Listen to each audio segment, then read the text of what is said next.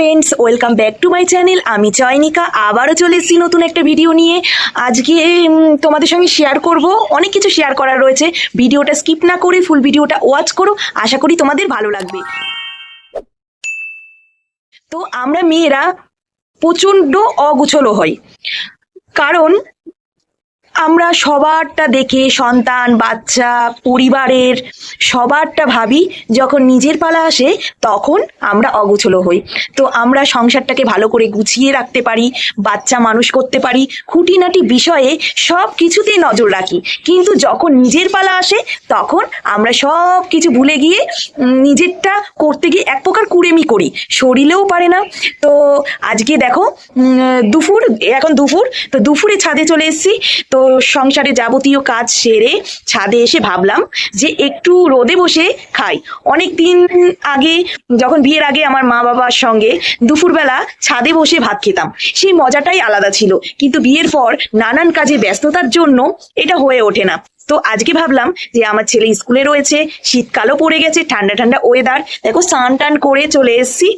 তো ভাবলাম যে কিছুটা ভাত নিয়েই তোমাদের সামনে আজকে আমি খাবো, কি কি রান্না করেছি সেটা দেখাবো। তো তোমরা দেখতে থাকো, ভিডিওটা স্কিপ না করে, আশা করি তোমাদের ভালো লাগবে। তো দেখো, আমি বলছিলাম না যে আমরা মেয়েরা খুব অগোছলো হই।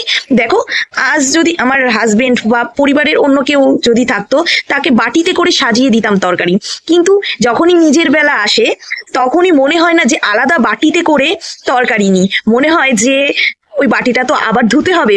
তো এর মতন কার কার মনে হয় সেটা অবশ্যই আমাকে জানিও। তো দেখো, আমি সবকিছুই একসঙ্গে খিচুড়ির মতন এক থালার মধ্যে নিয়ে নিয়েছি। এইটা হলো বাঁধাকপির তরকারি ইলিশ মাছের মাথা দিয়ে, দেখো কাটা দিয়ে আছে ইলিশ মাছের মাথা। আর এইটা হলো কাতলা মাছ। তো একসঙ্গেই নিয়ে নিয়েছি। আরো কিছু রান্না করেছি, কিন্তু এত কিছু না খেতে ইচ্ছা করে না, সত্যি কথা বলতে খেতে গেলেই ভালো লাগে না একদম। তার জন্য এই দুটো পদ নিয়ে এসে একবারে সোজা চলে আসলাম ছাদে। তো ছাদে দেখো কত রোদ, রোদের মধ্যে শীতকালে আরামে বসে খেতে আমার বেশ ভালো লাগতো।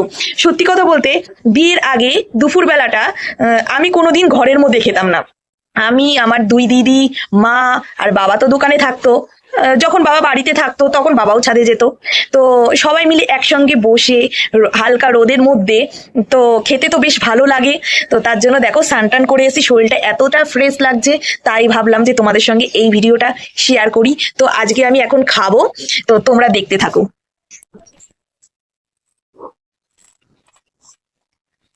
তো আমার ইলিশ মাছের মাথা দিয়ে যে কোনো কিছু, কচু শাক বলো বা বাঁধাকপি বলো, চাল কুমড়োর তরকারি বলো, যাই হোক ভালো লাগে।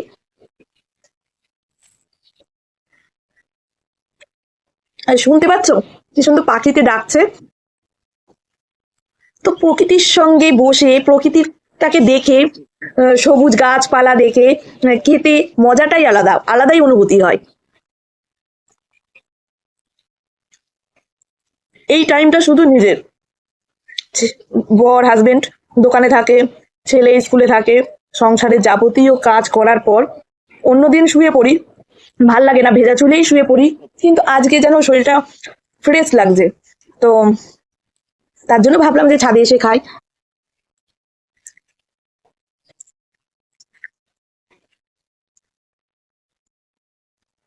আজকে মাছটা বেশি রান্না করা হয়ে গেছে, তার জন্য 2 পিস নিয়েছি কাতলা মাছ। রাতে বিরিয়ানি হবে, তার জন্য রাতে যে খাবো, বিরিয়ানি খাওয়ার পরে আর যে মাছ খেতে ইচ্ছা করবে না।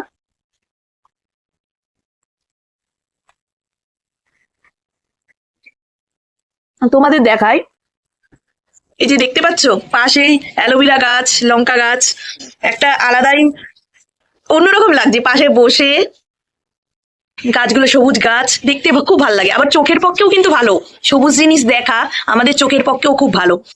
তো খুব ভালো লাগছে। আর তোমরা দেখো, দেখো কি সুন্দর লাগছে, একদম মানে এক প্রকার আকাশটা রোদ্রে খিলখিল করে হাসছে, এত সুন্দর লাগছে চাঁদটা।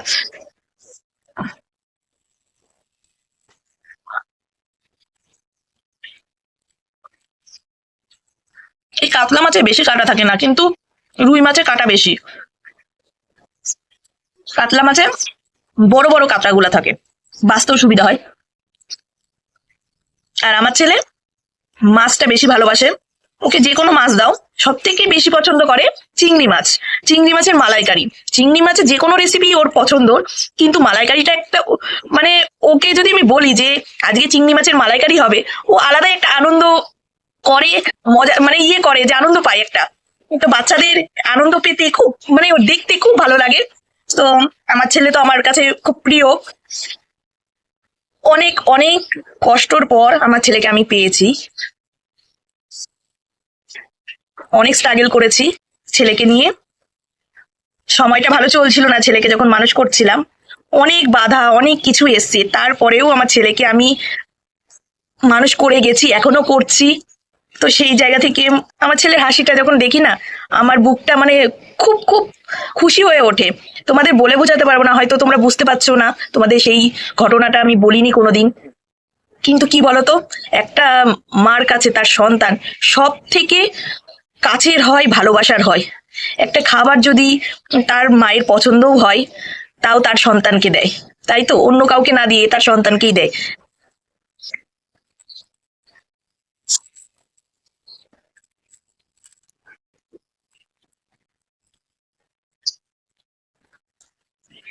আমার ছেলে 2:10-এর দিকে আসবে, ওকে স্নান করিয়ে খাইয়ে একটু ফল খাইয়ে একটু খেলা করবে, ক্রিকেট খেলবে, তারপরে ঘুম পাড়াবো।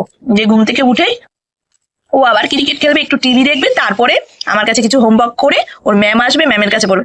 সত্যি কথা বলতে আগে এইটুকু বাচ্চা, আমার ছেলের বয়স হলো 6 বছর, এইটুকু বাচ্চা এতটা পড়াশোনার চাপ ছিল না, কিন্তু এখন যত দিন বাড়ছে তত পড়াশোনার চাপ, রেষারেষি সবই।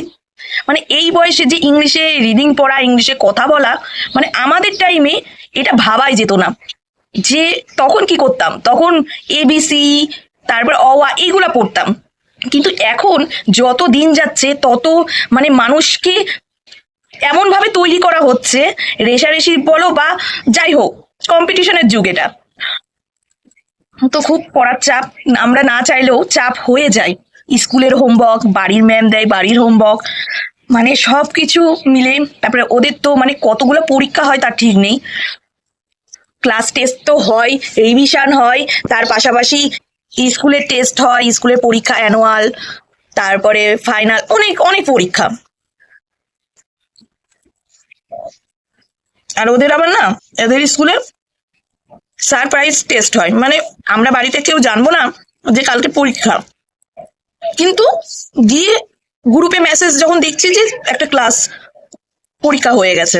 তো আজকেই আমার হাজবেন্ড, আমি স্কুলে গ্রুপে নেই, আমার হাজবেন্ডের নাম্বারটাই দেওয়া রয়েছে, তো আমার হাজবেন্ড ফোন করে বলছে যে জানো তিশানের আজকে ক্লাস টেস্ট হয়েছে, ক্লাসে পরীক্ষা নিয়েছে ম্যাথ।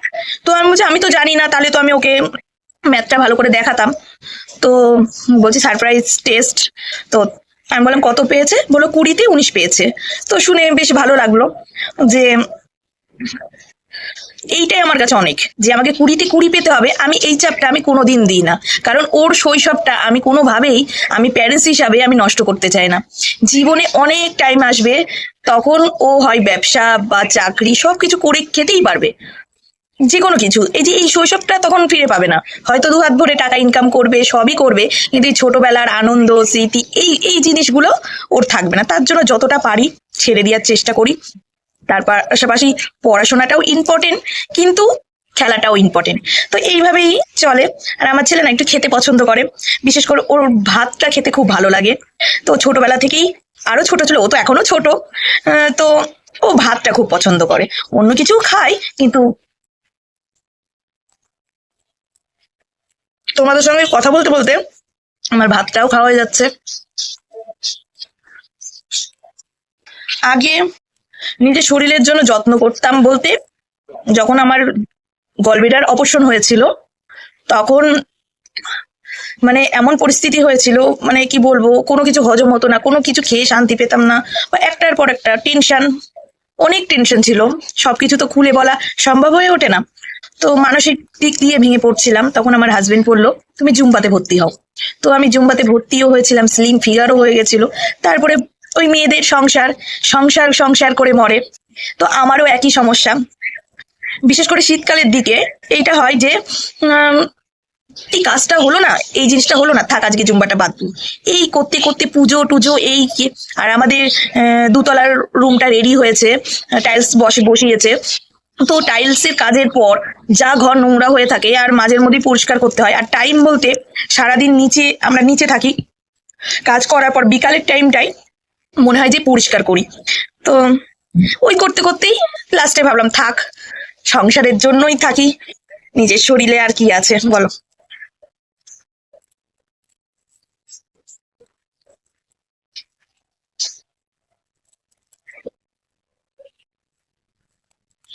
আমার মায়ের হাতের না রান্না খেতে খুব ভালো লাগতো, আর এখন ইচ্ছা করলেও উপায় নেই। মনে হয় এক ছুটে চলে যাই মার কাছে, কিন্তু পেছন থেকে আটকে ধরে সংসার।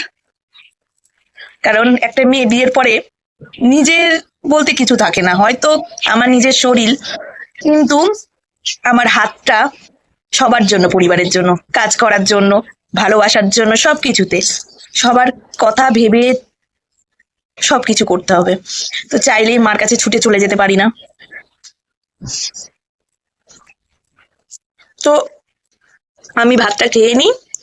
তো আজকের মতন এই অবধি, টাটা, বাই বাই, ভালো থাকবেন, সুস্থ থাকবেন। আর যদি ভিডিওটা ভালো লেগে থাকে, চ্যানেলটাকে সাবস্ক্রাইব করে বেল আইকনটাকে অন করে পাশে থাকবেন, কারণ আমি ভিডিও ছাড়ার সঙ্গে সঙ্গে নোটিফিকেশন আপনাদের কাছে পৌঁছে যাবে। তো আর ভালো লাগলে অবশ্যই একটা লাইক করে দেবেন।